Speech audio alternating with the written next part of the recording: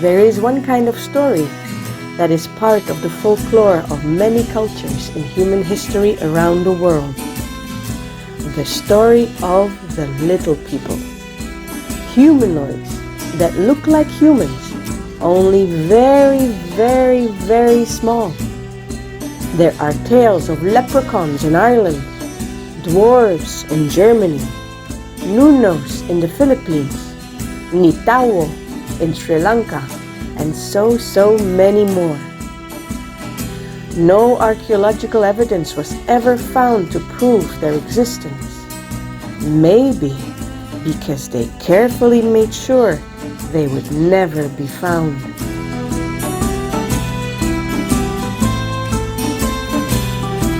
Thousands of years ago, when the giants were spreading everywhere on Earth, the little people realized they were going extinct. So, the great wizard Magico enchanted a rock, made wild vegetation grow on the outside, and a beautiful habitat inside. A new home for the little fire creatures, the little water creatures, the little air creatures, and the little earth creatures. A safe haven so they could live together in harmony and peace, trading among themselves.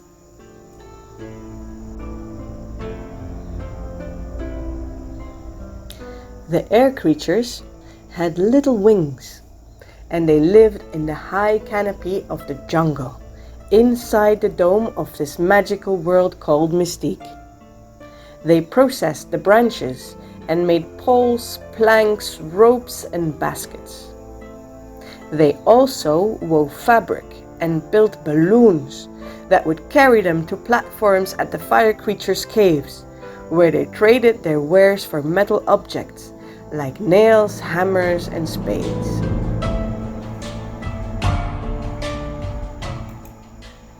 The fire creatures were strong like rocks, with massive hands and feet. They lived in caves inside the mountain of Wahatu.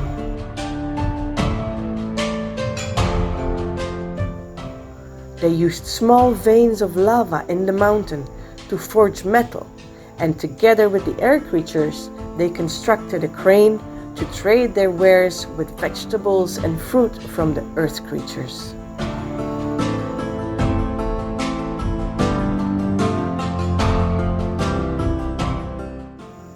The earth creatures lived in hobbit-like houses in the earth at the foothills of the great mountain of Wahatu. They had moss for hair and looked kind of green.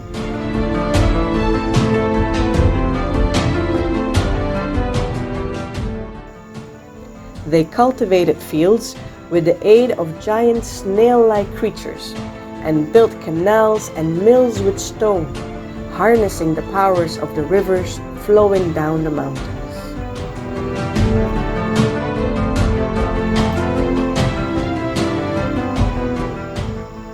The water creatures looked kind of fishy. Their skin shone like silver in the sun, and they had fins and long feet like flippers. They made nets, and they were excellent fishermen. With their own crane and balloon port, they traded their fish for wood, baskets, vegetables, and fishing hooks.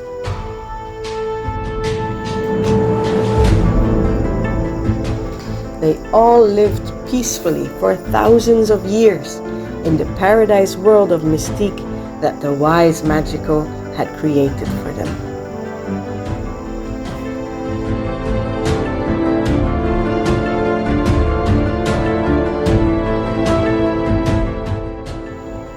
And so it went, until one evening, when everyone was still working and playing and swimming and swinging and flirting, a great rumble started shaking everything around them. Big plumes columns of smoke started coming out of Watu, and cracks appeared on the sides. Flaming comets started flying in the sky, causing fires wherever they hit.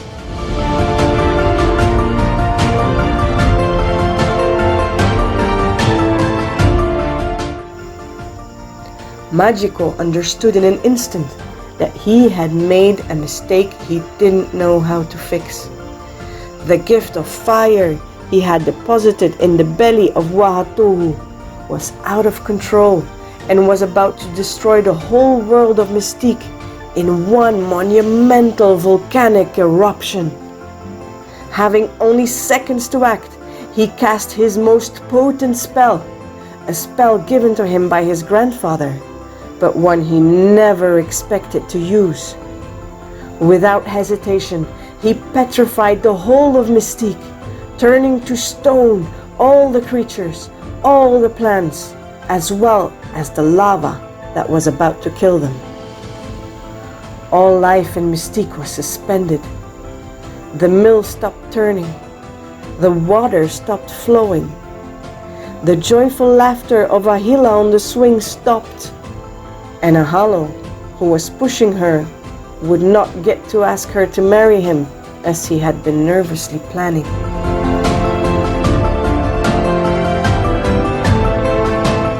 The basket weavers stopped singing, and their hands stopped weaving. Waraga, from the water creatures, was just about to dive, but her hands would never reach the water. Iatho, who was bathing in the small lake of the earth creatures, kept pointing at all the beautiful red lights that were lighting up the sky as they all turned gray.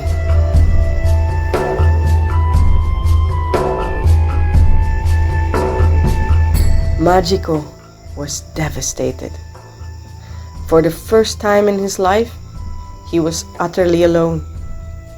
It was because of him that all these creatures no longer breathed. Unable to figure out a solution, he decided to leave Mythic and search the world to find one. He climbed on Voltro, his loyal vulture, and traveled through time and space. He visited the libraries of Alexandria and the magical libraries inside the bowels of the Vatican in search of a way to save his people.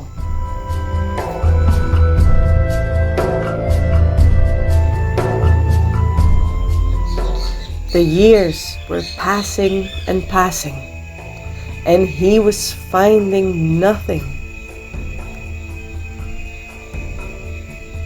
He talked with shamans of the jungle, of Mongolia, and the plains of Africa, but no one knew what to do.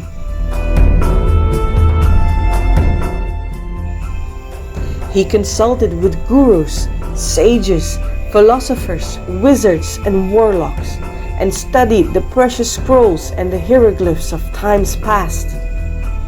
Decades went by, and still Magico did not find anything that could stop a volcano from erupting. He became old and gray, and also Voltro was getting more and more ragged and tired. Magico felt that he would not be able to keep flying for much longer. "Take me back, Voltro," he said, disheartened. "Take me back to Mythic. I am at the end of my powers. Let me die together with my people. They might be stone, but they are all I have." A tear rolled down his cheek as Voltro set course back to Mythic. After many days, they could finally see their home appear in the rolling mountains below them. However, with the enthusiasm of seeing Mythic so close, old Voltro, with his aging eyesight, hit a branch, and they both crashed down, half dead.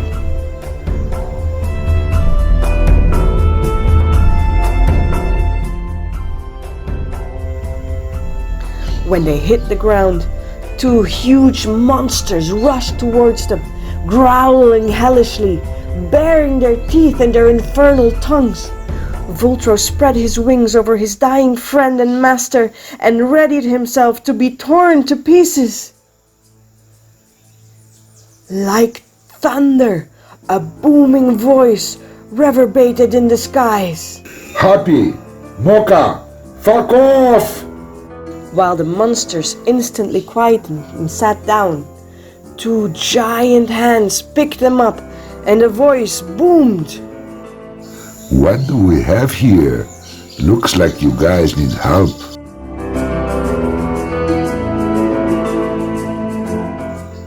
The giant carried them to a place of many giants, all shouting excitedly. They gave them water and pieces of fruit. Magico and Vultro were amazed. These giants were actually friendly. Who are you? The giants asked, and Magico, with his knowledge of all tongues, told the story of Mythic, of his travels, and of his despair. Don't you worry, little fella. Show us to Myztík, and we will fill the volcano with water, so that warm, healing thermal springs will fill the rivers and the lakes. Thank you so much, great giants, but it would be useless, because I have no power or spell to bring life back into the eroded stone that are my people. All is lost, and I will die with this pain.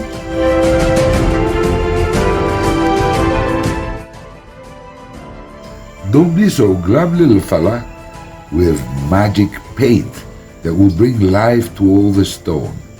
We will paint slowly and carefully like sloths, and flexible like caterpillars, and we will break nothing and hurt nothing. And our magic will breathe life into your people, and Myztík will live again. We promise you this. Magico felt peace and trust enter his heart. Vultro will take you there, he said. He smiled and drew his last breath. And so it happened.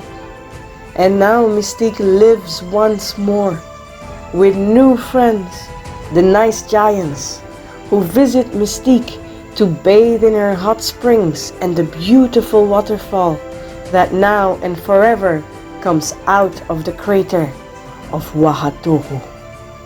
The end. Actually, it is not the end at all. From now on, all good-hearted giants visiting Pueblo, Colorado will be able to visit Myztík and bathe in her therapeutic hot springs and meet all the little people. So take a sneak peek into this magical world.